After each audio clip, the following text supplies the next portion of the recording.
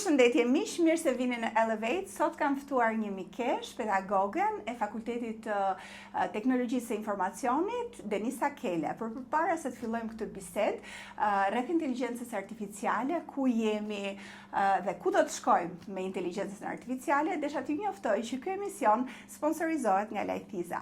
Faleminderit Denisa që erdhe. Dhe është kënaqësi që të kam këtu në studio, sepse kam dashur që ta bëjmë këtë bisedë prej kohësh. Kënaqësia është gjitha ime dhe unë e pranova me dëshirën më të madhe ftesën të përgëzoj në radhë të parë për emisionin, për podcastin. Është një podcast që pothuajse unë kam ndjekur të gjitha serisë që ke bërë me kënaqësi më të madhe dhe të inkurajoj që ta vazhdosh këtë gjë. Mendoj që është një vlerë e shtuar. Faleminderit shumë dhe mendoj që njerëzit gjithmonë më shumë po duan që të dëgjojnë biseda të sinqerta, të vërteta, në një këndvështrim të caktuar, edhe për të mësuar më shumë në një mënyrë tjetër, do të thosha. Gjithmonë më shumë njerëzit duket se po përzgjedhin nga ku ta marrin informacionin. Kjo në fakt është e vërtet, po edhe duke menduar edhe duke marrë shkas nga hyrja juaj në fillim të prezantimit, rrethuar nga e gjithë kjo botë artificiale tashmë, kam përshtypjen që ajo që neve na mungon më shumë është patjetër e vërteta, që tashmë është bërë shumë e largët. Pra ne jetojmë tashmë në një epokë apo në një botë që nuk e dim se cilat janë informacionet që janë të vërteta dhe jo. Dhe kam përshtypjen që kjo do jetë pangopsia jo në vitet e ardhshme, ajo afrimi sa më pranë të vërtetave tona, po dhe të vërtetave që t'i dëgjojmë nga të tjerët. Kështu që nisma shumë interesante dhe shpresoj që sa më shumë persona të ftuar, por jo vetëm, të zhveshin atë petkun e tyre të kësaj botës artificiale që na rrethon dhe të jenë sa më të zhveshur përballë të vërtetave të tyre. Është e vërtetë. Dhe në fakt në një diskutim që kisha edhe me disa miq të mit që janë edhe në fushën e teknologjisë informacionit, themi shpesh që kjo gjenerat ka kaluar kaq shumë zhvillim, kaq shumë avancim në teknologji, saqë është e pamendueshme për shembull për gjyshrit tanë, stërgjyshrit, të cilët kanë kaluar gjithë jetën e tyre me shumë pak ndryshime. E ndërkohë, kjo gjenerat njeh internetin, njeh inteligjencën artificiale dhe e shikon botën të ndryshojë me ritme të frikshme deri diku, do thosha. Kjo është e vërtetë. Unë e them shpesh, duke më nisur tani, edhe ata që janë gjigantët më të mëdhenj të kësaj teknologjie, pra ata që janë pas, po e them, inteligjencë artificiale, janë duke rënë atyre këmbanave të tyre, në përditshmërinë e tyre me çdo informacione që na japin. Pra në një lloj forme duan që të na zgjojnë. Dhe po na zgjojnë, duke na thënë që ndoshta brenda 5 viteve të ardhshme asnjë gjë nuk është siç do jetë tani. Dhe nisur nga perspektiva ime, patjetër që unë jam edhe adhuruese e teknologjisë dhe jam shumë konsciente për gjithë avantazhet që ajo na sjell në shumë sfera të jetës, që nga mjekësia, financa, arkitektura, po e them, aksesi jon i dijes është shumë herë më i shpejtë tashmë, kemi mundësinë që të kemi akses në dije globale, neve sot gjejmë në një aplikacion si ChatGPT apo Google-i, informacione që nuk mund të gjej as në bibliotekën e Aleksandrisë para shumë shekujsh. Por ama ka edhe anën e vet negative që është ajo që mua më të meron. Mund të them që brezi jon, futemi tek ajo që unë i them edhe përshkruaj si njeriu i fundit. Pra unë mendoj që ne do jemi gjenerata e fundit që kemi pasur mundësinë të kemi empati, të kemi ndjesi, të ndjejmë, të socializohemi. Dhe mendoj që ndoshta në 5 vitet e ardhshme, apo 5 deri në 7 vitet e ardhshme, dhe këto kafet që neve i pimë për përditshmërinë tonë, nuk do ekzistojnë më. Kur më fton apo kur që duken gjëra kaq si normale, por edhe normale, do jetë kaq shumë e vështirë të aksesosh. Do thotë që njerëzit totalisht do mbështillen në atë petkun e vet, do krijohet një singularitet, i themi në botën teknologjike, një njohshmëri e njerëzit me teknologjinë, që do ta bëj shumë herë më të vetmuar, po e them, qenien njerëzore dhe jo vetëm kaq, por ndoshta ne kemi fatin që të jemi gjenerata e fundit që kemi mundohemi apo ne mendojmë se mendojmë me mendjen tonë. Por gjeneratat e vazhdueshme do të këtë ta kenë vështirë. Pra për t'i futur shikuesit pak më shumë në kontekst, sepse ti je brenda kësaj bote dhe unë po them që jam gjithashtu e pasionuar mbas inteligjencës artificiale për ta kuptuar pak më mirë. Inteligjenca artificiale nuk është diçka që ka ardhur rishtas, ka nisur prej kohësh tashmë. Megjithatë duket se këto 5-6 vitet e fundit ka marrë një dominancë në diskursin publik dhe me ardhjen gjithashtu edhe të ChatGPT-s edhe përdorimit të zakonshëm nga njerëzit është bërë më e popularizuar dhe njerëzit tani janë atë fazën që po shijojnë benefitet aq sa mund t'i shijojnë, sepse shumë gjëra janë bërë më të thjeshta, informacioni gjendet shumë më thjesht, kërkimi bëhet shumë më thjesht, pra ti ke asistent aty që e ke tëndin me një kosto shumë të vogël, pra ose pa kosto fare. Financiare, po flasim. Por në fakt, ky zhvillim ka ardhur shumë shpejt që është bërë masiv. Po për ta kuptuar pak më mirë, pse tani kanë filluar edhe ekspertë e inteligjencës artificiale që t'i kushtojnë shumë rëndësi sigurisë ndaj inteligjencës artificiale. Janë të shumtë ata ekspertë që flasin, disa kanë qenë edhe janë në pozicione drejtuese të inteligjencës artificiale dhe Sam Altman, që është një ndër, po them, liderët e kësaj fushë, është ai që her pas here flet për frikrat e tij ndaj inteligjencës artificiale. Sam Altman është gjithashtu drejtori i OpenAI, pra i kompanisë që Mira Murati, për ta lidhur në çik edhe me Shqipërinë, ka punuar për shumë vite, dhe ka zhvilluar ChatGPT-n, gjithashtu dhe Elon Musk. Që mbahet si një ndër liderat e teknologjisë, është ai që ndoshta i ka vendosur theksin më të madh vetë shkatrimit apo shkatrimit që neve po i bëjmë vetes tonë duke mos e ndalur, po e them, këtë ritëm. Dhe ai shpeshherë në ato bisedat edhe konferencat e tij thotë që unë mendoj që inteligjenca artificiale është më e rrezikshme se sa është bomba bërthamore. Tani, për ta kuptuar pak më thjesht ndoshta për shikuesit, inteligjenca artificiale për momentin ne na shërben si mjet, si tool për të arritur diçka. Pra si një mjet, si një asistent, ne duam të bëjmë diçka, e bëjmë përmes inteligjencës artificiale. Edhe punën që duam të bëjmë, e bëjmë përmes inteligjencës artificiale. Ajo që ne po diskutojmë këtu me Denisën, për të përcaktuar, po flasim për inteligjencën artificiale generale. Pra, të gjitha kompanitë po shkojnë drejt AGI, pra inteligjencën artificiale generale. Pse është kjo kaq e rrezikshme? Artificial General Intelligence është totalisht shumë e rëndësishme. Dhe unë mund të them një fjalë, asnjëherë mos i jep fuqinë diçkaje që ti nuk e di se sa e fuqishme mund të jetë në fund të gjithë kësaj pjese që po gjenerohet, dhe jo vetëm kaq, po të diçkaje që ti nuk e di se si mund të funksionojë. Nuk ka vetëm një ekspert sot që mund të thotë që unë e di se si këto programe të kësaj të gjuhësore, po e them, mundet që të zhvillohen në të ardhmen apo çfarë mund të bëjnë. Atëherë, kompanitë janë duke shkuar në të gjithë këtë pjesën sepse tashmë është shumë e kuptueshme, ka qenë prej vitesh, ai që dorëzon, ai që ka në vetvete apo që informacionin apo fuqinë e informacionit, janë ata persona që nesër do drejtojnë botën. Pra, sa e rëndësishme është të kesh fuqinë e informacionit sot. Dhe me inteligjencën generale artificiale ti ke mundësi që përveç se të kesh informacionin, por ke mundësi tënde që të manipulosh turma shumë të mëdha në një kohë shumë të shkurtër. Pra, në një lloj forme, nëse personat që do jenë pasi do jenë aq të papërgjegjshëm, saqë me krijimin e këtyre formave do dëshirojnë që të vendosin një autokraci, do të munden ta bëjnë. Sepse në vitet në vazhdim, ne nuk do ta kuptojmë informacionin të cilin do na jepet. Që tani ne kemi filluar që të mos ta përcaktojmë dot se kush informacion është i vërtetë dhe kush. Dhe kur zakonisht unë dëgjoj dhe dëgjoj shpesh këtë gjë, që thon fjalët janë që okay, ne po na ndihmon inteligjenca artificiale, por asnjëherë nuk e kuptojmë që ai dëmi në thonjza është shumë herë më i madh se sa ndihmesa. Pra, na ndihmon sepse na shkurton kohën fizike për sa i përket disa gjërave të saktuara që mund të na merrnin në orë, një përmbledhje informacionesh apo nuk e di. Po edhe qoftë edhe editimi e shkrimi ose një libri. Na ndihmon jashtëzakonisht, por duhet të mendojmë që çfarë i bën kjo trurit tonë. Pra, po na ndihmon, vret totalisht kreativitetin. Dhe përveç se vret kreativitetin, frika më e madhe e njerëzimit, po e them ndoshta për vitet e ardhshme, do jetë pikërisht truri dembel. Pra një tru që do ta ketë të vështirë të mendoj vetë.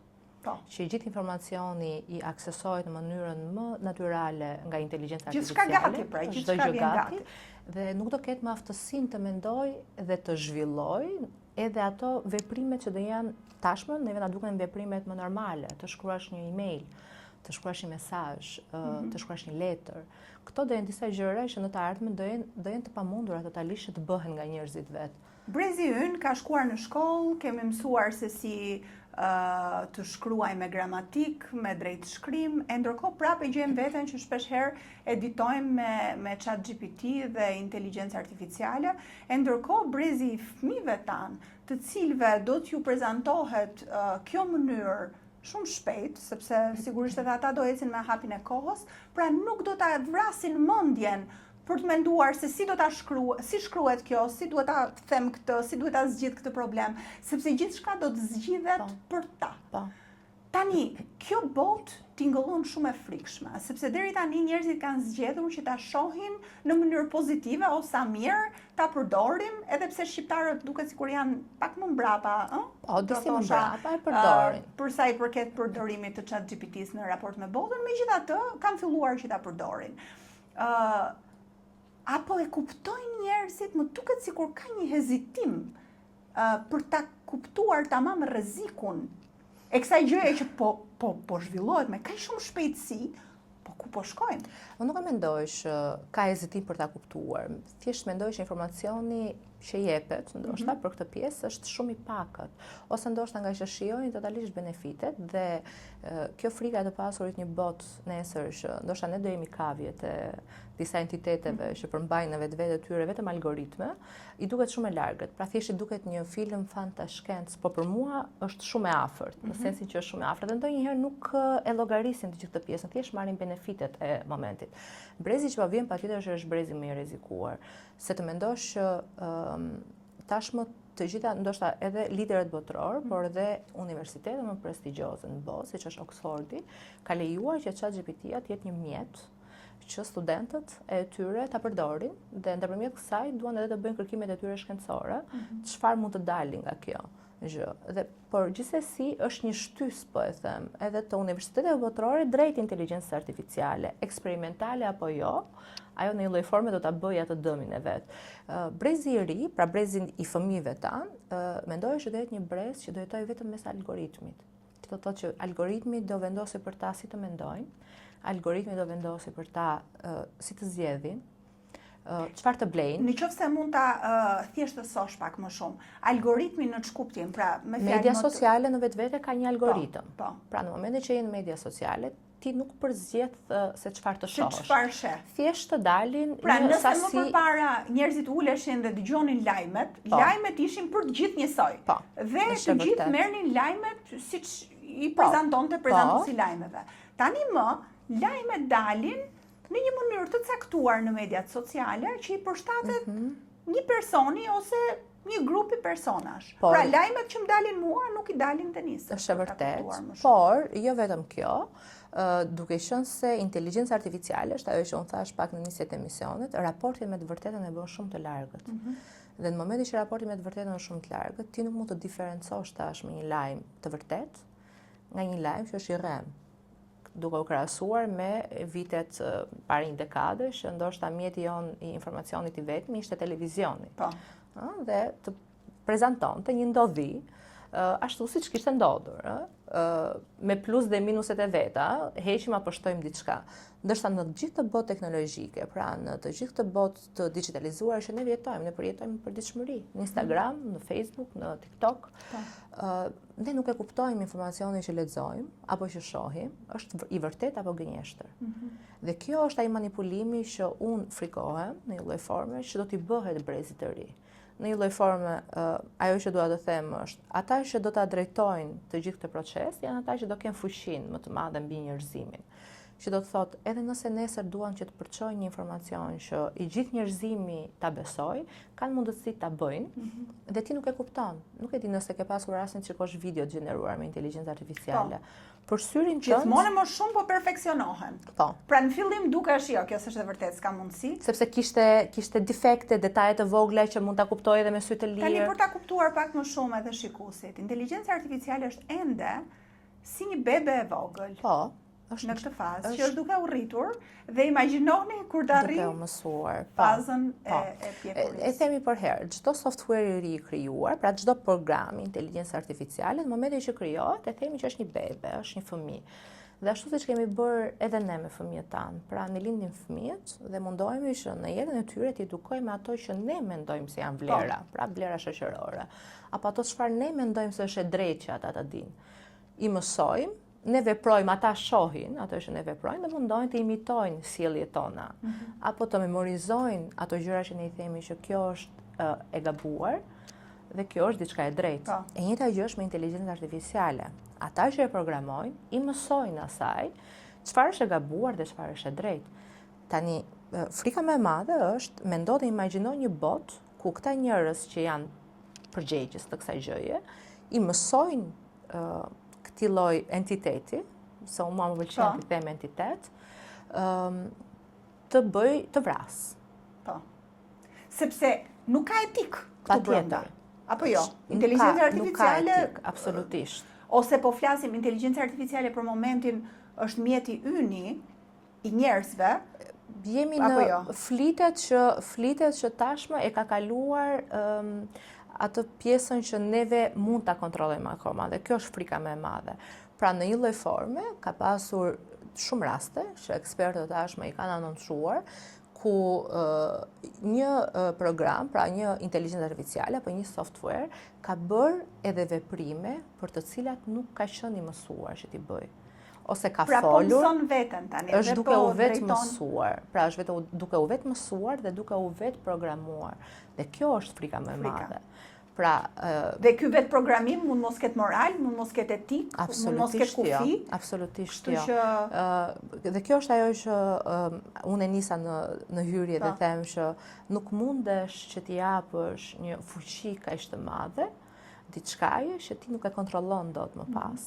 Pra në momentin që ajo kthehet në një entitet që mund të vetë programohet, është një entitet pastaj që ti nuk e ke të pamundur ta kontrollosh, nuk e kontrollon dot më.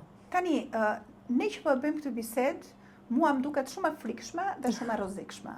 Këto biseda bëhen, megjithatë nuk bëhen kaq hapur, do të thosha. Të paktën nëpër podcastet ose emisionet që unë kam parë, ju gjithmonë flitet për të përçuar rrezikun tek shikuesi. Kjo është sigurisht sepse kompanitë e programimit kanë interesa të tyre. Interesat vren dhe vlerat e tyre, duke thënë që është diçka që do t'i shërbejë njerëzimit. Absolutisht. Pra, nëse mund të mi tregosh të dyja anët, Denisa, cilat janë anët që do t'i shërbejnë njerëzimit që predikojnë edhe këto kompani? Patjetër që ka anët e veta pozitive, unë nisa ta thoja pak, për shembull, në pjesën e mjekësisë është revolucion shumë i madh. Do të mundet që të bëj operacione që duart e njerëzit nuk munden që të bëjmë, pra në operacione shumë në një lloj forme të rrezikshme ndonjëherë në disa pjesë të sofistikuara, në disa pjesë ndonjëherë për shembull të trurit që ti e ke të pamundur të ndërhysh. Krahët robotik të drejtuar nga inteligjenca artificiale do të kenë mundësi që t'i bëjnë këto operacione. Gjithashtu, benefiti më i madh i inteligjencës artificiale është mbledhja e një sër të dhënash, pra të dhëna shumë të mëdha, mbledhja dhe përmbledhja e këtyre të dhënave, që e patjetër që do shfrytëzohet në botën e mjekësisë. Dhe thash pak më parë, në pri-diagnostikimin e sëmundjeve kanceroze, që do të thotë që nga mbledhja të dhënave të tua trupore apo analizave të tua biologjike, mund të shohë se sa është predispozita jote që ti në 5 vitet e ardhshme apo 7 vitet e ardhshme të zhvillosh kancer. Dhe kjo patjetër që e ul vdekshmërinë e këtyre sëmundjeve tumoriale. Që do thotë në botën e mjekësisë është revolucion. Në botën e financave ka mundësi që të parashikoj krizat më mëdha financiare në të ardhmen. Duke parë historikun e të dhënave financiare dhe duke i krahasuar ato, mund të parashikoj dhe krizat më mëdha botërore financiare. Patjetër të sëmurët dhe përkalojmë prapë tek mjekësia që nuk mund të ecin, që kanë pasur një aksidente dhe shumë pjesë të trurit të tyre apo nervave janë dëmtuar, mund t'i rindërtoj ato nerva dhe mund t'i bëj që të ecin sërish, po e them. Pra pjesa mjekësore është ajo që fiton më shumë. Pra në aspektin pozitiv, është gjithashtu një prirje për të menduar që Inteligjenca artificiale do të bëjë të mundur edhe zgjatjen e jetës. Jetëgjatësinë, patjetër. Pra, nëse jetëgjatësia tani shkon mesatarja, 85, po themi 80, 90, do mund të zgjatet po, edhe shumë vite, ndoshta 130, 140 vite. Po, dhe do jetë normale në vitet në vazhdim. Ne po flasim për një të ardhme të afërt. Unë mendoj të afërt. Ndoshta kura, po e them në thonjze të gjithë kësaj pjese, ndoshta mund të jetë në 5 deri në 7 vite në vazhdim që të gjendet një kur për zgjatjen e jetëgjatësisë. Wow. Kështu që kjo është pak por është e sigurt. Tani po diskutohet që mund të ketë një mënyrë alternimi edhe të genetikës. Po. Që kjo mund ta zgjas edhe më shumë akoma. Të genetikës të organeve artificiale, më pas, domethënë të mendosh që para shumë vitesh, në momentin që ti të doje të bëj transplant organi, sa e vështirë ishte dhe sa duhet të prisje në radhë, po flasim për organe që janë jetësore, një transplant zemre apo të organeve të tjera. Tashmë janë krijuar dhe organet artificiale, pra një zemër artificiale apo një organ tjetër jetësor artificial që e bën edhe pritjen më të shkurtër dhe vdekshmërinë më pas, patjetër më të rrallë, se nuk ka nevojë që ti të kesh një pritje shumë gjatë, por menjëherë zëvendësohesh nga një organ që është artificial dhe që bën po të njëjtën punë me organin tënd biologjik apo që ti ke mundësi. Pra nga pikpamja e mjekësisë, unë mendoj që ajo është totalisht pozitive, përveç faktit të zëvendësimit të burimeve njerëzore, që ne këto e kemi folur për herë. Jashtëzakonisht në 3 vitet në vazhdim pritet që të zëvendësohen diku te 85 milion vende pune. Tani ne do kalojmë dhe atje, po unë dua të qëndroj edhe pak tek jetëgjatësia. Duke u zgjatur jetëgjatësia, a nuk do bëhej bota, sepse ne po flasim për një botë të ardhshme, po në të ardhmen e afërt, nuk po flasim pra shumë larg, po flasim si ta parashikojmë në botën në 5 deri në 10 vitet e ardhshme. A do bëhej bota e mbipopulluar? I bie që njerëzit do lindin më pak? Në një lloj forme po, mendoj që do bëhet më e mbipopulluar, por ajo çfarë mendohet, po e them. E gjithë problematika e botës së mbipopulluar patjetër që është ndoshta edhe ndotja. E gjithë ngroja globale nga përdorimi i makinave që njerëzit bojnë, që tani po gjenden edhe forma alternative, atmosferë dhe tjerë. Dhe presupozohet që një ndër impaktet më pozitive që inteligjenca artificiale do ketë në vitet në vazhdim, është patjetër gjendja e një zgjidhje për ngrohjen globale. Pra, në momentin që ajo punon për jetëgjatësinë e njerëzve, pra që njerëzit do kenë mundësi të shijojnë edhe shumë vite më shumë, paralelisht punon edhe për problematikat që duhet të punoj, pra ky është një ndër avantazhe, dhe për problematikat që mund të sjellë jetëgjatësia e këtyre personave, pra ngrohjen globale apo problematikat e tjera që mund të shkaktojnë mbipopullimin pra qyteteve apo i shteteve të tjera. Pra punohet paralelisht për të dyja gjërat. Këto janë aspektet pozitive. Megjithatë, aspektet negative gjithmonë më shumë duket sikur po afrohen me këto pozitive, sepse shtetet po i përdorin negativisht. Domethënë kjo është ajo që mua qëllimi që nisesh për ta bërë diçka. Ti folje për burimet njerëzore dhe zëvendësimin e burimeve njerëzore. Domethënë, njerëzit që bëjnë punë të caktuara, për të folur më thjesht, nuk do mund t'i kenë këto punë sepse këto do të zëvendësohen me inteligjencë artificiale. Me inteligjencë artificiale. Pse? Sepse është shumë më lirë, apo jo? Punët që janë punë të thjeshta, shumë më lirë, por marrim rastin e Shqipërisë. Edhe më mirë ndoshta. Duke qenë patjetër më mirë. Patjetër punët administrative, pra punët që janë repetitive, të përsëritura. Dhe ndonjëherë janë nuk duhen, sepse i humbasin kohë totalisht fizike një personi, mund edhe shumë mirë të zëvendësohet nga inteligjenca artificiale dhe koha e mbetur ti mund të jesh më produktiv në vendin tënd të punës. Por mendohet që do zëvendësohen totalisht nga inteligjenca artificiale, marketingu, një pjesë e mjekësisë, pra do ketë një mjek, administrata e gjitha.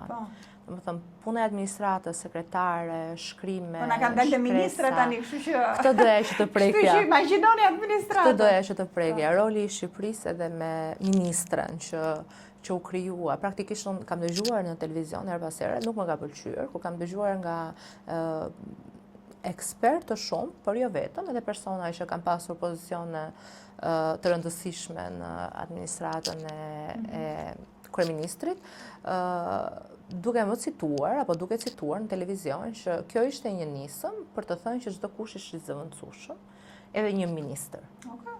Pra edhe një njeri në këtë rast. Pra, në një lloj forme, kjo është diçka që mua kur e dëgjova, më ra një alarm. Në qoftë se kjo është mënyra se si shteti do që të na bëjnë të kuptojmë çfarë inteligjencë artificiale është e gabuar. Sepse të thuash jeni të gjithë të zëvendësueshëm, kjo patjetër është edhe e demotivon atë qytetarin. Dhe mendoj që mënyra më e drejtë nuk është kjo. Mënyra më e drejtë është sensibilizimi i popullatës të tërë për të gjithë atë proces që po vjen dhe të mësojmë se si të gjithë këta njerëz të bashkëjetojnë me inteligjencën artificiale, por jo vetëm, të mësojnë që të mos jenë të zëvendësueshëm nesër. Po edhe si të ruhen prej saj, edhe ta përdorin, po edhe si të ruhen prej saj. Tani po flasim për zëvendësimin e burimeve njerëzore. Në të ardhmen e afërt, ti po thoshe një zëvendësim rreth 85 milion. 85 milion. Po, në të gjithë botën. Çfarë do të bëjnë 85 milion njerëz në shtëpi? Kjo është ajo që është frika më e madhe. Pra papunësia më pas, pra këta njerëz praktikisht dalin pa dobishëm, sepse mund të jenë njerëz që kanë punuar gjithë jetën në një pozicion të caktuar, në administrat, mund të jesh ke punuar, ke shpenzuar 20 vite jetës tënde duke qenë sekretare. Dhe nuk di të bësh asgjë tjetër përveç kësaj. Dhe kjo është diçka që personat që e drejtojnë, si në instanca publike, pra institucione publike dhe private, nuk interesojnë që në fund ditës të mbajnë një punonjës që u ngadalson të gjithë procesin e kësaj veprimtarie, kur ndërkohë që zëvendësojnë me inteligjencë artificiale që nuk i paguajnë atë rrogën në fund të muajit. Pra është më e lirë. Dhe ky person del totalisht jashtë funksionit të tij. Kjo përveç se është jashtëzakonisht shumë e rëndë monetarisht, pra financiarisht është e rëndë, por është e rëndë edhe psikologjikisht. Domethënë ti të mendosh që pas kaq vitesh që ti ke punuar dhe s'di të bësh asgjë tjetër, vjen një tool apo një software dhe zëvendëson punën tënde të kaq shumë vite. Psikologjikisht është ka filluar. Ka filluar. Po, në botë po ka filluar. E shikojmë që kompani shumë të shumta, mbi gjitha kompanitë private, nuk është se ju intereson shumë mirëqenia e pra funksionojnë në bazë të interesave të tyre financiare. Dhe në momentin që duajnë që të shkurtojnë shpenzimet e tyre, e bëjnë.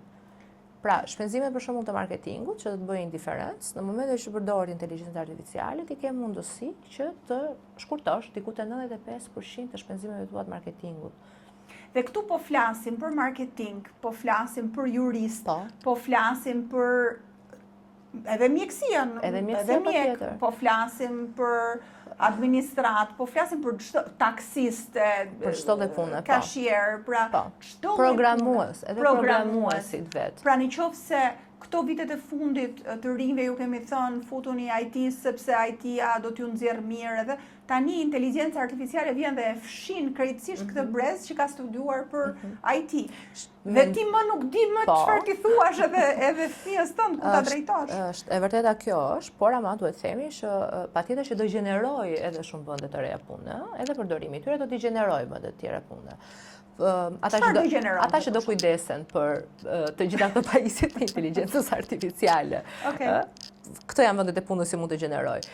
Dhe kjo është ideja që prandaj them që duhet sensibilizim që edhe në procesin e arsimor, nuk mund të jetë e njëjta kurrikul siç ka ekzistuar para 10 apo 20 vitesh, të vazhdojë e njëjta kurrikul në universitete, sepse thjesht po të çon dëm një brez të tërë, që në momentin që të përballet me tregun e punës, më pas aty do jetë përplasja e tyre më e madhe.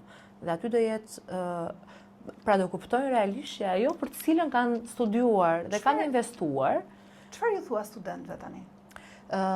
Patjetër që unë i motivoj një pjesë e tyre të ndjekin rrugën teknologjike, sepse në momentin që inteligjenca artificiale zhvillohet, edhe pjesa tjetër që është volatile, që është siguria kibernetike, ka jashtëzakonisht shumë nevojë për burime njerëzore. Dhe unë mendoj që do jetë profesioni më i kërkuar në vitet e ardhshme. Siguria kibernetike. Bota do ketë nevojë të pafund për ekspert të sigurisë kibernetike. E tha dhe Elon Musk të. Kjo është pak, por është e sigurt. Pra, siç zhvillohet inteligjenca artificiale, këtej, aty ka dhe disavantazhet e veta. Pra, do zhvillohet mbrojtja nga ana tjetër. Patjetër do zhvillohet, duhet të zhvillohet mbrojtja nga ana tjetër. Kështu që patjetër që i motivoj që të jenë pjesë, po e them, me këtyre programeve, pasi unë mendoj që janë e ardhmja. Edhe mjekësia, tashmë janë futur tek të reja, mjekësia robotike, pra që është një ndërthurje e mjekësisë tradicionale, që është studiuar dikur, por ndërthurje dhe me teknologjinë, po e them. Çfarë do të sugjeroje prindërve të rinj, Denisa, për sa i përket rritjes së fëmijëve dhe një lloj edukimi të fëmijëve që edhe ti je në kontakt me botën, por në tjetër kohë mos ta humbasin edhe këtë anën njerëzore dhe anën që duhet punojnë për gjërat, jo thjesht i presin t'ju vinë gati. Është shumë e vështirë. Dhe unë e shikoj në përditshmërinë time dhe e shikoj çdo ditë me djalin tim. Mund të them që kjo është ndër sfidat 11. 11, okay. Dhe mund të them që kjo është ndër sfidat e mia më të vështira ditore. Kufizimi i orëve të tij në të gjithë të botën digjitale. Pse është i rëndësishëm kufizimi? Ka probleme jashtëzakonisht shumë të mëdha, jo vetëm që humbasin kohën kot, apo që mund të jenë pre informacioneve dhe një lloj kontenti që ndoshta nuk është për moshën e tyre, por biologjikisht ndikon totalisht negativisht në neuronet e trurit. Duke qenë se ajo bota digjitale brenda dhe ne e ndjejmë këtë dhe e dim, po për fëmijët që janë më vulnerabël, po e them, dhe më të pazhvilluar është më e rëndësishme. Shikojmë ato video që kanë shumë drita.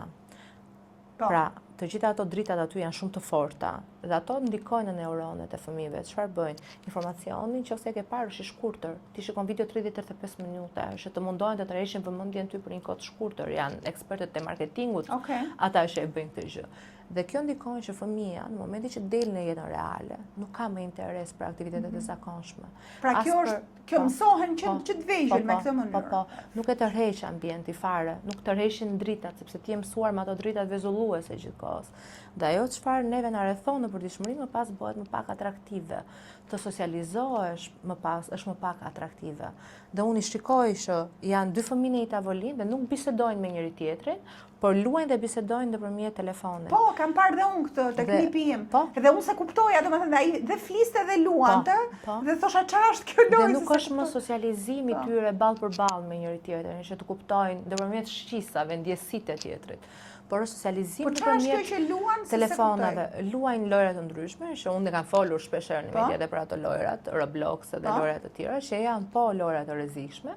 Dhe tashmë, edhe duke luajtur, mundohen që të kenë interakcion me njëri tjetrin, flasin dhe luajnë së bashku. Pra, dhe e shikojnë... Nuk luajnë tradicionalisht si që luajnë. Por shikojnë njëri tjetrin aty në lojë, pra aty në lojë janë dy entitete, dy personazhet krijuara, njëri është një person dhe tjetri, dhe luajnë në të botën digjitale. Pra nuk ka më lojra kreative, dhe mua më kujtohet, besoj ne jemi një gjenerat, jemi një mosh, kur ktheheshim brapa në kohë, dhe po e kujtoja para disa ditësh, kemi qenë kaq kreativ, sa që edhe me dy shkopinj, apo me dy gjëra të vogla, krijonim një lojë. Shiko, fëmijët, unë kam përshtypjen që fëmijët po t'i lësh pas gjë, do ta nxisin kreativitetin për të bërë diçka. Kështu që ne duhet ta nxisim sa më shumë. Duhet të jetë e përditshme. Po. Dhe duhet të jetë një lloj sensibilizimi të gjithë prindërve, sepse ti mund ta bësh këtë gjë, dhe ndërkohë që ai ka shokun e vet të ngushtë që bën diçka tjetër, apo që prindrit e lënë me orë të tëra në telefon. Pra, praktikisht duhet jetë një sensibilizim mes prindërve, por ndoshta duhet edhe përveç se ti sensibilizosh, sepse edhe nuk kanë ndjeni, Florian. Nuk të flasin vetëm për vendet që janë shumë të mëdha, ndoshta Tirana, ne. Dakor, janë. Por vendet të tjera që janë vende më periferike, nuk e kanë idenë se çfarë mund t'i shkaktohet. Se kuptojnë rrezikun. Se ne ka dalë edhe diçka e fundit që autizëm digital. Më thënë që është e tmerrshme, që është duke u zhvilluar, pra janë duke zhvilluar format autizmit pikërisht nga ndenja në këto platforma digjitale për një kohë shumë të gjatë. Nëse një fëmijë ka qenë normal dhe ka zhvilluar aftësitë e tij të folurit apo të ndërveprimit normalisht, vitet e para të jetës, nëse kalon një kohë shumë të gjatë dhe për disa vite, pra kohë që është jo brenda normales, fillon pastaj dhe zhvillon disa problematika që pra që paralizojnë një lloj autizmi digital, që do të thotë humbet aftësinë të folurit. Humbet aftësinë e socializimit, të socializimit edhe me individ të tjerë, fillon dhe bëhet më i tërhequr, fillon dhe bëhet më i vetmuar, fillon dhe nuk i përgjigjet kur ti i flet, dhe krijohet ky lloj autizmi që është pikërisht i gjeneruar nga e gjithë kjo bota digjitale. Pra rreziqet janë shumë të mëdha. Shumë të mëdha. Dhe a mendon që po flitet boll për këto rreziqe? Se më duket sikur njerëzit ende janë të pandërgjegjësuar. Në Shqipëri nuk e shoh. Në botë janë disa po them disa dhe autorë që kanë shkruar libra për gjitha rreziqet e inteligjencës artificiale, nuk promovohen shumë nga mediat ndërkombëtare. Do të thotë që ajo që është promovimi i madh është avantazhet e inteligjencës artificiale. Pastaj këtu nuk duam që t'i futemi edhe në rrugën e atyre që intereson që të gjitha këto problematika mos të jenë kaq. Nuk mund mos ta mendoj që kohë më parë njeriu bënte plane, parashikonte çfarë do ndodh mbas 5 vjetësh, çfarë do ku e shoh veten mbas 10 vjetësh, kërkonte një punë, kërkonte një profesion sepse e dinte që do t'i siguronte një lloj sigurie për jetën. Tani ne nuk dim asgjë. Është vërtet. Ky avancim kaq i shpejt ne na gjen krejtësisht pa përgatitur se çfarë t'ju sugjerojmë fëmijëve tan, por edhe çfarë presim ne për të ardhmen. Ti po flisje më përpara për të shndruarit të qenieve njerëzore në një kavje. Dhe kjo gjë unë e shoh gjithmonë më të prekshme sa më shumë avancohet teknologjia dhe sa më shumë zhvillohet inteligjenca artificiale gjenerale. Por pse duhet kishin interes këto kompani dhe këta njerëz që po e zhvillojnë, qoftë edhe për kontroll ose për fuqi, në qoftë se kjo inteligjencë mund të rrezikojë ata vetë dhe gjithë qenien njerëzore. Atëherë, unë ashtu si e mendoj unë, të paktën me gjithë këto vite që merrem me këtë pjesë, por edhe nga deklarata dhe nga intervistat e shumë personazheve që kanë punuar me vite me inteligjencë artificiale. Dhe një ndërta, pra i preferuar im është patjetër i CEO i Google-it, që ka vite të tëra, mund të them 4 apo 5 vite të fundit që flet për këtë rrezik. Dhe në një ndër intervistat e tij ai ka thënë që në momentin që neve nisëm këtë gjë, askush nga ne nuk e dinte fuqinë që gjuha e programimit ka. Që do të thotë, ne kemi nisur diçka nga kurioziteti, deri ku mund të shkojë kjo gjë. Pra janë nisur për mirë. Po, deri ku mund të shkojë, patjetër për të facilituar jetën tonë, patjetër për të dhënë dhe zgjidhje problematikave që janë problematika globale, pra siç ata më parë ngrojnë globale, ndoshta, apo problematika të shumta, por askush prej nesh nuk e dinte, pra mund të them që edhe personat që janë më të rëndësishëm sot nuk e din se si funksionon edhe fuqinë të LLM. LLM është Large Language Model, programimi i inteligjencës artificiale, pra ai programi me cilin programohet. Dhe kam përshtypjen që e vërteta është kjo. E vërteta është që ti patjetër që ke kuriozitetin që të zhvillosh diçka në momentin që je ekspert, siç është kurioziteti i mjekëve, të bëjnë eksperimente të ndryshme për gjetur një kurë apo një vaksinë apo një.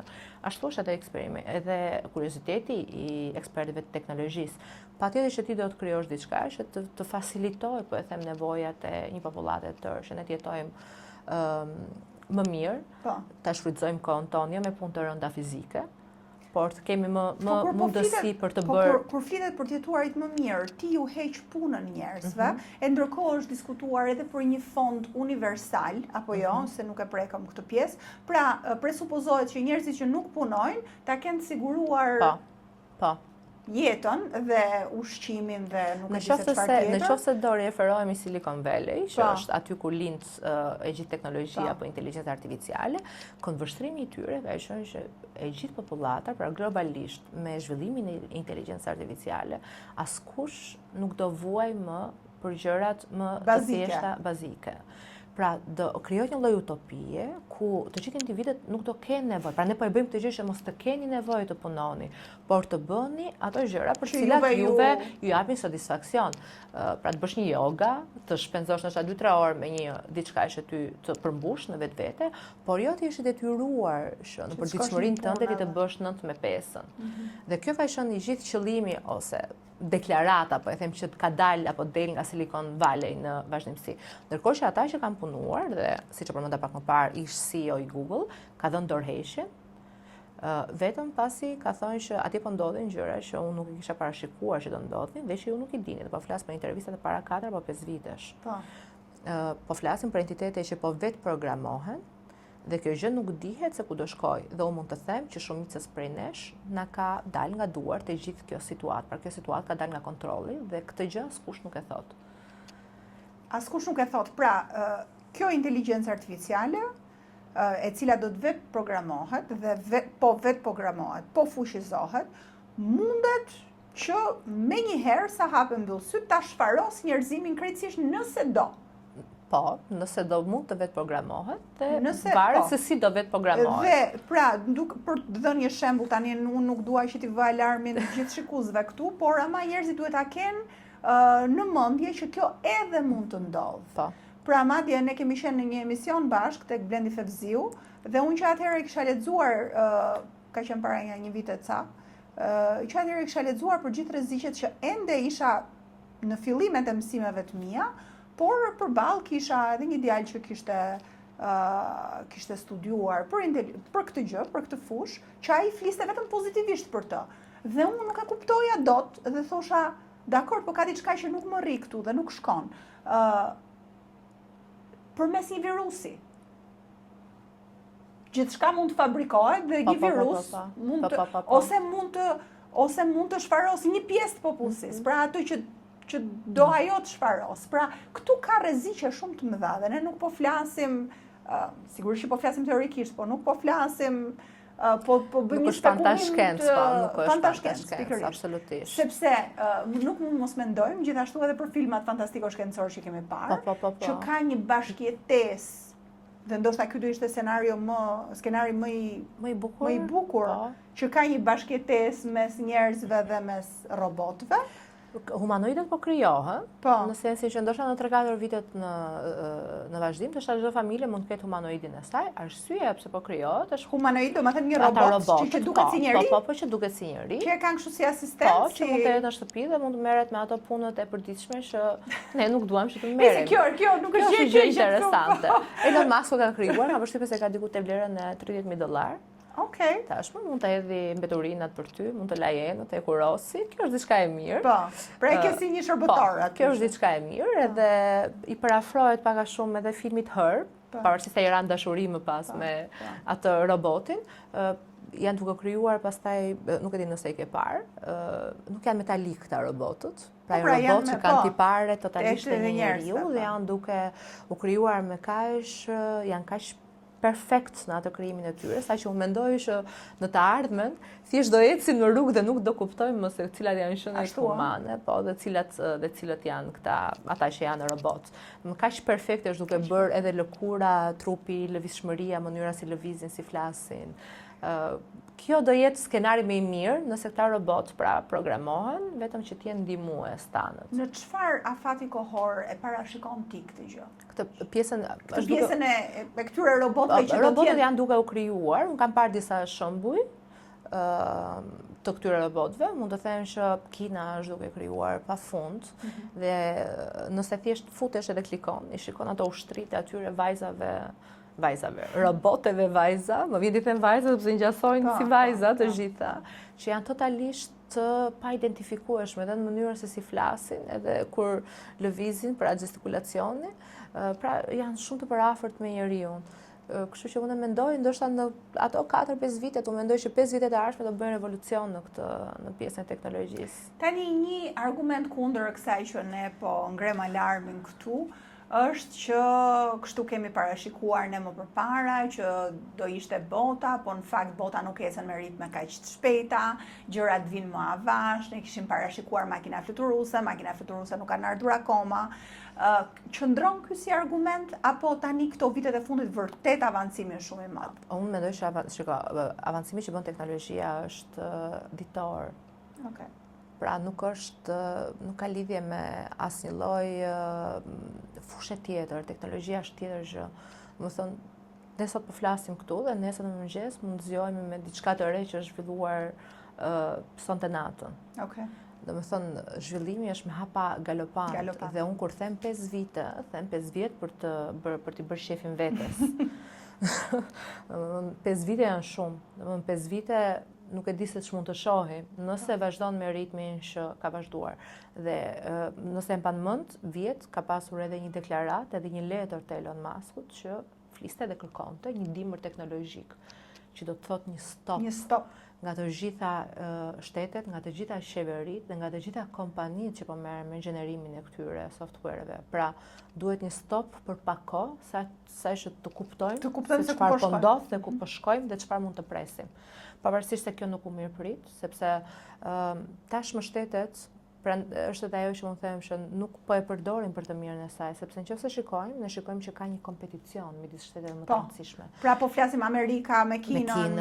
Është një kompeticion për ato që do jetë lider nesër në botën e inteligjencës artificiale. Dhe patjetër që ai që do jetë lider do jetë ai shteti që do jetë edhe më i fuqishëm, ai që do zotrojë informacionin, ai që do zotrojë inteligjencën artificiale vetvete. Kina tashmë po krijon ushtrime inteligjencë artificiale, Tani kjo është shumë e frikshme dhe një moment unë pash një video ishte në fakt transmetuar tek BBC-a dhe krijuar nga vetë inteligjenca artificiale, se çfarë parashikon inteligjenca artificiale që do ndodh. Dhe në të ardhmen parashikonte një skenar ku tani këto shtete si Amerika dhe Kina bashkohen tani më bashk për t'i dalë për të mbrojtur ndaj inteligjencës artificiale. Shikoj, shtetet janë kompetitive, unë e shikoj gjithë këtë momentin si Oppenheimer moment, besoj se është një shprehje aty që thotë shumë mirë, thotë neve e bëm këtë gjë sepse nëse do ta kisha bërë unë, dikush tjetër do ta kishte bërë. Kështu që patjetër që shtetet Amerika thotë që nëse nuk do ta bëj unë, do ta bëj Kina, Kina po thotë të njëjtën gjë dhe prandaj ekziston ky kompeticioni. Ajo që duhet të ndodhte dhe është gjëja më e mirë për të ndodhur është që po këto shtete të bëheshin bashkë me njëra tjetrën, të bashkëpunonin dhe të mendonin se si duhet ta përdorin të gjitha teknologjitë që kanë në dorë për të mirë të njerëzimit. Por ndërkohë që patjetër që janë në kompeticion dhe secila prej tyre është duke zhvilluar armatime, duke përdorur inteligjencë artificiale. Dhe ky është rreziku më i madh këtu. Që janë pra si dronet, si ushtarët në vetvete, si bomba të ndryshme si viruse me inteligjencë artificiale. Pra janë duke krijuar, po e them, një lloj forme tjetër të luftës, që mund të jetë në vazhdim. Pra s'do kemi më luftë me bomba dhe me siç ka qenë dikur, po një luftë totalisht e sofistikuar dhe që mund të marrë jetë njerëzish në të qindrat e sekondës pa pasur nevojë të hedhin bombën bërthamore. Ky është skenar shumë i errët, Denisa, edhe pse mirë është, besoj që njerëzit të ndërgjegjësohen sa më shumë se çfarë po ndodh. A mendon ti që janë të ndërgjegjësuar këtu në Shqipëri njerëzit? Unë mendoj që Shqipëria... Ndoshta rrethi jot ose njerëzit që me cilët ti rrethi teknologjik, pra ata persona që merren me teknologji, po patjetër, sepse merren në përditshmëri, lexojnë në përditshmëri. Por nuk besoj që prindrit tanë për shembull dinë se çfarë po ndodh dhe gjër, jo. Unë ndonjëherë qesh edhe me prindit e mi se patjetër që në shtëpi nuk flas për këtë pjesë. Por ndonjëherë kur më dëgjojnë në televizion, edhe shkoj në shtëpi më telefonon mami, thotë, "Çfarë këto gjëra që thua se na fut e frikën." Kështu që kam përshtypjen, domethënë një person që bashkëton me mua akoma nuk e ka kuptuar këtë gjë, pastaj pjesa tjetër jo. Megjithatë, ajo që Elon Musk sugjeron është interesant për një dimër teknologjik dhe edhe në një emision që po dëgjoja para pak ditësh, pikërisht këtë thoshte edhe eksperti i AI safety, aty thoshte sikur të stopohej këtu. Të kishte një buton që të stopohej këtu i gjithë ky zhvillim. Po, por duhet që të shohim edhe anën tjetër dhe të mendojmë që a kanë mundësi ta stopojnë këtu. Ndoshta momenti për ta stopuar këtu ka kaluar. Po. Pra mund të Kështu që ne thjesht tash të tregojmë. Mund të ketë kaluar gjithë ai momenti që mund ta menaxhonim deri këtu. Pra mund të jemi tani në një moment që ne nuk e stopojmë dot më këtu të gjë, por të shohim se ku do na çojë, dhe të shohim se si të mbrohemi në një lloj forme. Është një teori që thotë, okay, të paktën kompjuterave i heq prizën. Po kësaj ç'do t'i bëjmë? Po jo, po a ja heq do të prizën inteligjencës artificiale? Absolutisht, po ç'priz do t'i... Nuk i heq do të prizën. Patjetër që do ketë persona, po them që aty do ketë persona që edhe mund që e komandojnë pasi. Dhe këtu pastaj hyn pjesa e etikës dhe e përgjegjshmërisë. Por ne kemi parë që në luftë nuk ka as përgjegjshmëri dhe nuk ka as etikë. Pse duhet presupozojmë që këtë botë që ne jetojmë tashmë, e gjithë ajo evil force apo ajo forca djallëzore që ka ekzistuar, do shfaroset. Pra kemi pasur luftën e dy botërore, kemi pasur luftën e parë botërore, nuk besoj se ka pasur përgjegjshmëri. Kanë bërë nga masakrat më të ndryshëruese të mundshme. Megjithatë, qenia njerëzore ka qenë gjithmonë në mijëvjeçar, ose sa e dim ne, është qenia më e fuqishme që ka ekzistuar në tokë. Po. Dhe tani mund të zhvillohet një qenie tjetër. Një qenie tjetër që është patjetër mund të jetë më e fuqishme. Nga lakmia njerëzore në një farë mënyrë, nga lakmia për të arritur tjetër që mund të jetë më e fuqishme, që është më e ditur se ne. Absolutisht. Po flasim për software që kanë. Dhe ajo që është interesant gjithashtu është sepse një njeri mund të kishte shumë dije, por jeta e njeriut është deri një farë kohë dhe pastaj njeriu vdes dhe dia vdes bashkë me të. Ndërkohë që këtu inteligjenca artificiale nuk vdes. Po flasim për disa, se s'do të bëj gabime, 30.000 vitet e fundit, pra informacion brenda një software. Gjë që ne nuk e kemi, pra kjo është fuqia. Po nëse të duhet japësh disa këshilla për prindrit, për të rinjt, për studentët, çfarë duhet bëjmë ne tani për ta menaxhuar me aq sa kemi mundësi të gjithë këtë situatë ose gjithë këtë ndryshim dhe këtë që po vjen? Shiko, e vetmja këshill që mund t'jap, pra një ndër këshillat që mund t'jap, patjetër është ne jemi shkalla më ulët e hierarkisë, mund të them, dhe nuk kemi ç'bëjmë në aspektin që nuk mund ta ndryshojmë dot të gjithë këtë gjë që po ndodh, por ama mund të ndryshojmë qasjen tonë. Ndaj saj, mund të ndryshojmë mënyrën se si ne ndërveprojmë me të në përditshmërinë tonë. Dhe unë e them çdo ditë, përdoreni teknologjinë për aq sa ju shërben. Sepse unë shikoj që i gjithë brezi i ri, po edhe ne ndonjëherë, kalojmë kohë në të gjithë këtë hapësirë digjitale dhe edhe për gjëra që nuk na, thjesht rrim, qëndrojmë aty, bëjmë scrolling dhe shikojmë që kanë kaluar 1 orë gjysmë dhe 2 orë kot nga dita jonë. Absolutisht, po. Thjesht një alarm në mendjen tënde që unë do ta përdor teknologjinë dhe nuk do lejoj në asnjë lloj forme që teknologjia të më përdorë mua dhe të më dominojë mua.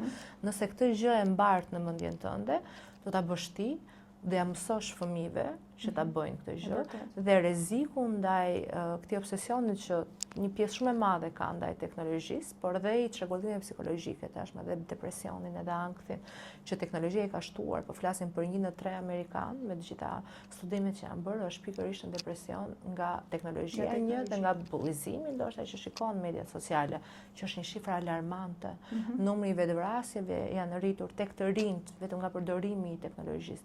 Pra sa më të sensibilizuar të jenë prindrit nga rreziku që kjo sjell, aq edhe më protektiv do jemi ne për fëmijët tanë nesër pas nesër. Pra, ta përdori, mos të na përdor dhe sa më pak kohë të kalojmë në këto platforma digjitale. Pra kohën e kemi në dorë edhe mund ta përdorim ne ashtu siç mendojmë që është më e mira. Të kthehemi edhe pak pas në kohë, në retrospektiv, të mundohemi që dhe me fëmijët tanë të bëjmë ato lojrat që duhet i bëjmë, pra të kalojmë më shumë kohë cilësore me ta në natyrë, por dhe në sensin fizike, të zhvillojmë edhe ndjesinë e empatisë, sepse po shikojmë që ky brezi që është tashmë është duke rritur një brez pa empati, pa ndjesi, janë shumë larg asaj të ndjerit dhe pikërisht vetëm nga teknologjia.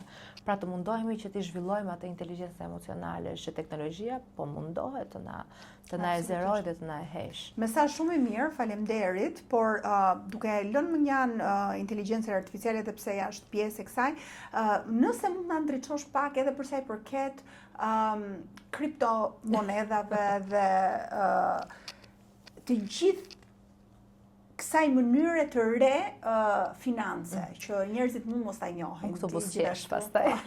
Kjo është një fushë jote e ekspertizës dhe kemi pak informacion për këtë, mendoj, jemi ende të prapambetur, edhe pse një pjesë e shqiptarëve mund të jenë më të avancuar, po një njohuri e përgjithshme, nëse mund ta përkufizosh. Unë këtu buzëqesh, sepse prej vitesh e kam thënë që kriptovalutat tashme janë, mund ta them që mund të jetë revolucioni më i madh financiar që ka ndodhur. Ajo që më vjen keq është si për herë në Shqipëri, në momentin që po e nis me këtë gjë dhe të kaloj në pjesën e Shqipërisë. Dim që në momentin që ti je i lirë financiarisht, pak njerëz mund të kenë ndikim të ty, pra qeveria nuk ka ndikim të ty, personat e qeverisë sot nuk kanë ndikim shumë të madh të ty, se në momentin që ti je okay me financat e tua, ka një lloj lirshmërie, asgjë nuk e ndikon buxhetin tënd apo financat e tua, pra je i lirë. nuk mund të manipulojnë, nuk mund të trysnojnë, pra nuk mund të jesh në trysni gjithkohës. Po çdo me thënë i lirë, si jemi ne të varur dhe si jemi të lirë? Të varur jemi me punën që bëjmë 9 me 5. Dhe që ti duhet të shkosh në atë punë që të marrësh ato parat në fund të ditës, që gjenerohen nëse punon në institucion publik nga shteti dhe privat, nga i privati që të ka punësuar, të duhet të jetosh në të lloj forme. I lirë do të thotë që ti je banka e vetes tënde, të ardhurat e tuaj menaxhon ti dhe askush nuk mund të ndikojë në të ardhurat që ti gjeneron. Dhe nuk po flasim këtu për atë fondin universal, këtu po flasim absolutisht jo. Për diçka më personale. Jo. Dhe në momentin që sa më të lirë financiarisht që ti je qytetarët, aq më pak të manipulueshëm janë. Okej. Rasti pra kjo është gjë e mirë, kjo është gjë shumë e mirë. Dhe prandaj doja që të bëja këtë parantezë dhe të futesha në pjesën e Shqipërisë. Shqipëria mua më trishton. Më trishton që ne sot po jetojmë në këtë epokë të digjitale financiare, ku shtetet shumë të mëdha po e mbështesin. Donald Trump doli para 2 javësh me monedhën e tij të re, World Liberty Financial, patjetër që i gjeneroi një shumë të madhe parash, pra $500 milion që në ditën e parë dhe dytën që u lançua, por është një mbështetës shumë i madh i kriptovalutave. Mendojnë që do jetë ardhmja financiare, pra nuk do ekzistojë më paraja fiat, në çdo gjë do. Çfarë janë për ta përkufizuar sa më thjesht për çdo 10 vjeçari që po na sheh, çfarë janë kriptovalutat? Është një formë digjitale parash, pra që ti nuk e prek. Nuk është si ajo letra që ne kemi në përditshmërinë tonë. Çfarë ndryshimi ka nga banka? Nga banka, ndryshimi është që ty banka të kontrollon, në sensin që banka di sa ti depoziton në bank, sa tërheq, të mban interesa për çdo depozit, të mban interesa për çdo transaksion që ti bën. Pra ti shkon në bank, do të dërgosh para nga Shqipëria në Amerikë dhe chargjohesh pra me një taks atje. Diferenca, banka e di për sa para ke ti, diferenca me kriptovalutat është që aty ku ato janë të mbështetura në teknologji që ne themi blockchain, që është teknologjia më e sigurt në botë, është transparente çdo gjë. Pra transparente sa para qarkullojnë gjatë ditës. Pra nëse banka krijohet me një interes caktuar për të fituar para, në këtë rast nuk fiton ai që e ka krijuar, është ideja. Në momentin që ti do të bësh një transaksion, pra Denisa do t'i dërgoj Florianës këto parat, taksa që të paguan në shumë e ulët, është afër zeros, dhe shkon në kohë rekord. Pra nëse me bankë duhen 3 ditë, 5 ditë biznesi, në 5 sekonda ka mbaruar transaksioni jote dhe ti ke mbaruar punën tënde. Po nëse thuhet që banka, parat në bank, edhe në formën digjitale janë gjithmonë të siguruara. Pse janë të siguruara? Nga floriri, nga sa falimentime kemi pasur, apo kemi parë, sa kriza financiare kemi parë që patjetër kanë përfshirë sistemet bankare tradicionale. Nuk më duket aq e sigurt kjo pjesa. Tani kriptovaluta bazohet në një, për shembull, si funksionon? A e blen kriptovalutën me një vlerë të caktuar, qoftë edhe monetare, se ne këtë njohim? Patjetër. Kriptovaluta ka një monedhë, që është monedhë bazë dhe quhet USDT, që është ajo monedhë që është 1 me $1. Pra $1 baras është e barabartë me një USDT. Në momentin që do futesh, pra do hapësh një portofol, do blesh. Kushdo mund të futet? Kushdo. Nga kudo? Po, mund të downloadosh një exchange, siç është Binance, apo Kraken, apo Whitebit, ka pafund, që janë exchange të lishme. Aty mund të hapësh një llogari tënde në këtë exchange dhe aty mund të bësh blerjen e kriptovalutave. Pra kjo bëhet online? Po, me kartë krediti. Me kartë krediti. Pra, duke përdorur në këtë rast prap vlerë monetare. Po, patjetër vlerë monetare. Pra ti blen këto monedat USDT, që është moneda bazë, dhe ndërmjet tyre pastaj mund të blesh edhe Bitcoin apo moneda të tjera. Ka persona që merren me tregtim në përditshmërinë e tyre. Kur ke një ori financiare, patjetër mund të fitosh dhe mund të fitosh shumë mirë në fund të muajit. Ka persona pastaj ose kompani që e përdorin patjetër për transaksione, pra që të paguajnë më pak në momentin që bëjnë transaksione shumë të mëdha me nga një vend apo nga një kompani në një kompani tjetër. Nëse ti bën një punë të caktuar, mund mos paguash në vlerë monetare, po paguash me Bitcoin. Me Bitcoin, po. Tani, këtë Bitcoin, mirë u pagova me Bitcoin, po si ta përdorësh këtë Bitcoin pastaj për të bërë jetën tënde?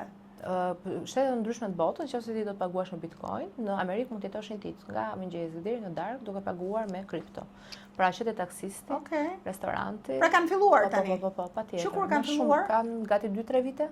2-3 vite. Në shumë vende të botës. Vendet janë duke bërë për herë edhe më miqësor. Po në Europë? Edhe në Vjenë që isha unë, kishte dyqane pafund që ti mund të paguaje me kripto. Okej. Që edhe Europa tashmë është e hapur. Dhe çfarë ke fizike, është ke si një kartë që paguan? Portofolin tënd në telefon, thjesht u dërgon në aplikacionin e tyre. Është aplikacion. Edhe përmes aplikacionit ti e dërgon parat. Domethënë edhe Europa është tashmë e hapur për të gjithë këtë pjesë. Përveç Shqipërisë. Okej. Shqipëria në ky moment mua nuk më pëlqen që për shembull skemat piramidale që ndodhin tashmë, mundohet që të disinformohet popullata dhe ta bashkangjisin këtë gjë me kriptovalutë. Pra, një skem piramidale e prezantojnë sikur është një skem piramidale në kripto dhe kripto janë ato që e bën të gjithë këtë gjëmën që ndodhin në Shqipëri. Dhe kjo i bën njerëzit tashmë të tërhequr shumë, duke qenë se nuk kanë dije financiare, dhe i bën të tërhequr ndaj kriptovalutave. Dhe ky është mallkim, po e them në një lloj forme në Shqipëri. Gjithashtu edhe gjëja tjetër është ligjet që janë dhe që janë bërë, kanë ngelur shumë në siptar. Dhe njerëzit edhe ata që duan të investojnë janë akoma të pasigurt. Unë e shikoj që ti je një investitore vete e kriptovalutës. Dhe si funksionon për ty? Ti shikon, domethënë blen kriptovalutë, shikon sa i rritet, pra është një lloj edhe unë kam mbaruar edhe për financë, për ekonomik, pastaj kam studiuar për teknologji, kështu që i kam të dyja këto raportet.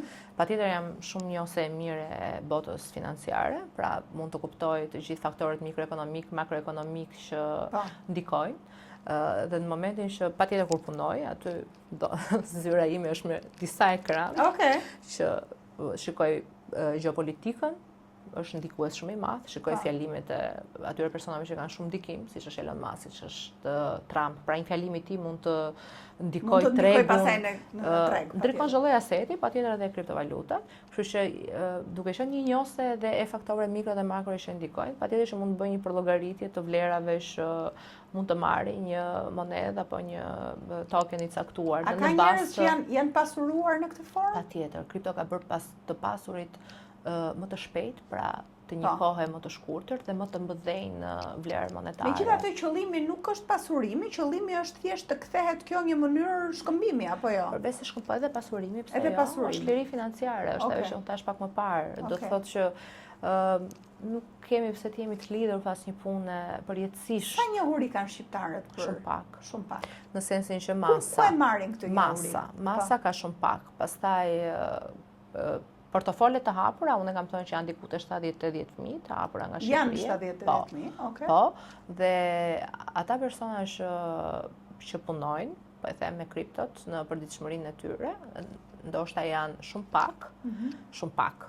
1% e vogël, por mund të them që janë shumë të fuqishëm. Pra është përqindje e vogël, por është një përqindje e vogël që gjeneron shumë të mëdha parash brenda dhe jashtë Shqipërisë.